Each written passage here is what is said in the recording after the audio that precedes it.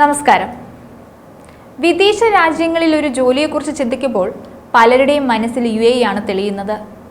കഷ്ടപ്പെട്ട് പണമുണ്ടാക്കി വിസയ്ക്കായി നൽകും. ടിക്കറ്റും എടുത്ത് വിമാനം കയറി വിദേശത്തെത്തുമ്പോൾ പലരുടെയും കണ്ണ് നിറയുന്നത് കാണാം.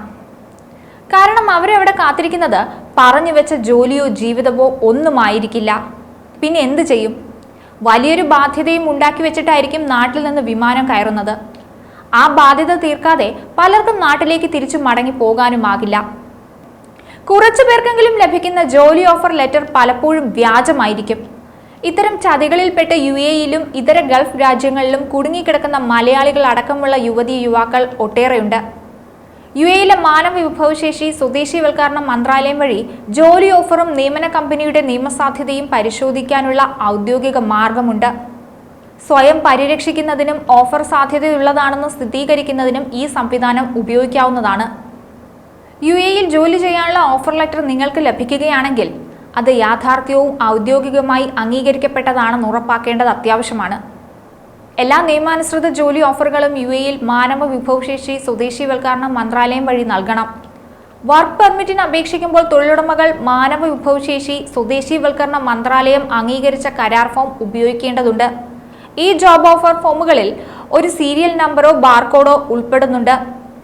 ഇതുവഴി അവയുടെ ആധികാരികത എളുപ്പത്തിൽ പരിശോധിക്കാവുന്നതാണ്. പ്രാരംഭ ഓഫറിൽ പട്ടികപ്പെടുത്തിയിരിക്കുന്നതിനേക്കാൾ കൂടുതൽ ആനുകൂല്യങ്ങൾ തൊഴിൽ കരാറിൽ ചിലപ്പോൾ ഉൾപ്പെടുത്തിയേക്കാം. എങ്കിലും കരാറിന്റെ അടിസ്ഥാനം ഓഫർ ലെറ്റർ ആയിരിക്കും.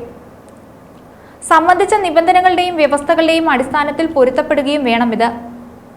ഇന്ത്യയിലായിരിക്കുമ്പോൾ ജോലി ഓഫർ ലഭിച്ചിട്ടുണ്ടെങ്കിൽ ആദ്യപടി അവിടുത്തെ UAE എംബസിയിൽ അത് പരിശോധിക്കുക എന്നുള്ളതാണ്. ഓഫർ യാഥാർത്ഥ്യമാണോ എന്ന് പരിശോധിക്കാൻ എംബസി ഉദ്യോഗസ്ഥർക്ക് സഹായിക്കാനാകും. മാനവ വിഭവശേഷി സ്വദേശീവൽക്കരണ മന്ത്രാലയം ഓൺലൈൻ അന്വേഷണം സേവനം ഉപയോഗിച്ച് ജോലി ഓഫർ പരിശോധിക്കാനും കഴിയും. നിങ്ങൾ തട്ടിപ്പിലും വെട്ടിപ്പിലും വീഴാതിരിക്കേണ്ടത് നിങ്ങളുടെ മാത്രം ഉത്തരവാദിത്തമാണ്. UAEയിൽ ഒരു ജോലി എന്നൊക്കെ കേൾക്കുമ്പോൾ മതിമറക്കരുത്. ലോൺ എടുത്തും കടം വാങ്ങിയും ഒക്കെ പണം നൽകുന്നതിന് മുമ്പ് അതിന്റെ സത്യാവസ്ഥയെക്കുറിച്ച് കൃത്യമായി അറിയാൻ ശ്രമിക്കണം.